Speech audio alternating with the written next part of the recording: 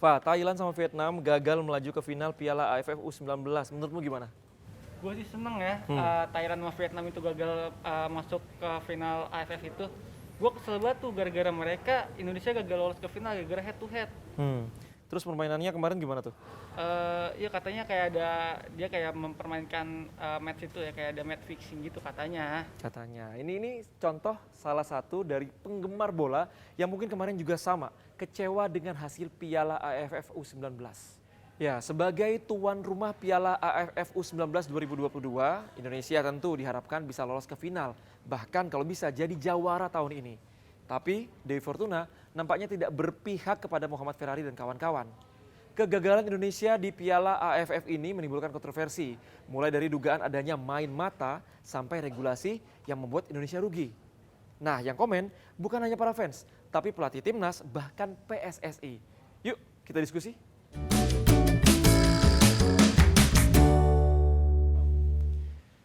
Ya, sebenarnya penampilan skuad Garuda Muda di Piala AFF itu tampil apik.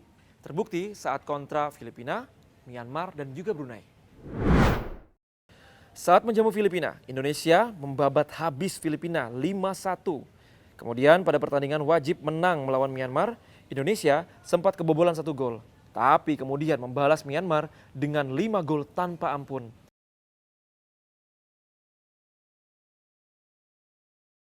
Sementara saat melawan Brunei tidak diberi kesempatan 1 gol pun dan Indonesia menutup kemenangan dengan skor 7-0. Pertandingan di fase grup A lainnya, Indonesia bermain imbang tanpa gol melawan Thailand dan Vietnam. Ya, dari hasil akhir klasemen grup A ini, dari 5 pertandingan, Indonesia berhasil menang sebanyak 3 kali dan bermain imbang sebanyak 2 kali saat bertemu Thailand dan juga Vietnam. Ini membuat poin akhir Indonesia, Thailand, dan Vietnam sama 11 poin. Tapi dari jumlah gol, Indonesia mencetak lebih banyak gol sebanyak 17 gol.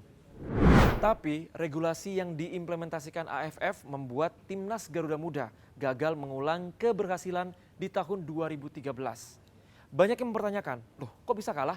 Padahal kan kita menang goal difference dari Vietnam dan Thailand. Ya, ini dia penyebabnya. Karena kita kalah head to head dengan skuad Gajah Perang dan The Golden Star. Indonesia hanya mampu bermain imbang saat melawan Thailand dan juga Vietnam. Kekecewaan pun diungkapkan oleh berbagai pihak termasuk pelatih timnas Garuda Muda dan beberapa fans bola. Saya kutip dari akun Instagram Sintayong yang menyatakan bahwa apakah ini benar-benar fair play yang sebenar-benarnya? Saya ingin tanya kepada para fans bola, sangat mengecewakan sebagai kepala pelatih. Apakah para pemain muda bisa merasakan apa yang para pemain muda ini bisa belajar dari pertandingan tersebut? Terus bagaimana komentar para pengamat bola terkait hal ini? Regulasi ini adalah regulasi yang menurut versi saya ya, regulasi yang sudah fair karena sudah disepakati oleh semua negara. Kemudian juga ini merupakan regulasi yang diharapkan bahwa tim-tim kuat yang punya potensi juara di babak penyisihan grup harus saling mengalahkan gitu kan.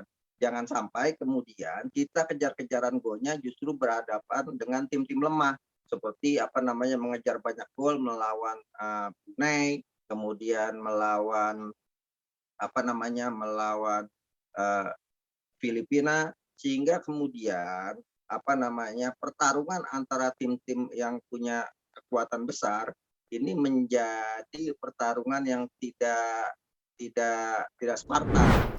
Sebenarnya secara penampilan banyak yang memuji permainan yang disuguhkan oleh timnas Garuda Muda di ajang Piala AFF tahun 2022 ini. Ini bisa dilihat dari setiap laga di kualifikasi grup. Ya, saya selalu berpandangan bahwa tim nasional yang kuat itu akan lahir dari pembinaan usia muda yang hebat dan kompetisi yang sehat. Dua faktor ini harus bersinergi untuk menghasilkan fondasi tim nasional yang tangguh. Tanpa pembinaan yang hebat, tanpa kompetisi yang sehat, jangan kemudian pernah bermimpi kita akan punya tim nasional yang kuat. Mereka ini dari pertandingan pertama sampai pertandingan terakhir itu ada progres gitu loh, ada peningkatan permainan, ada peningkatan kerjasama tim, ada peningkatan produktivitas, dan ada peningkatan performa individu pemain. Itu yang paling penting ya. Jadi yang muncul di awal pertandingan atau di pertandingan pertama dengan pertandingan kelima itu udah beda sekali progresnya tuh kelihatan gitu. Jadi memang sangat disayangkan tim ini ketika sudah memasuki fase progres yang sangat baik, tapi terhenti langkahnya, tidak bisa melangkah ke semifinal karena problem aturan main yang membuat performa mereka yang bagus ini tidak bisa berbuah kesempatan main di semifinal. Itu memang yang sangat disayangkan. Padahal progresnya tim lagi bagus. Ya, sebenarnya kegagalan adalah hal yang wajar dalam setiap pertandingan.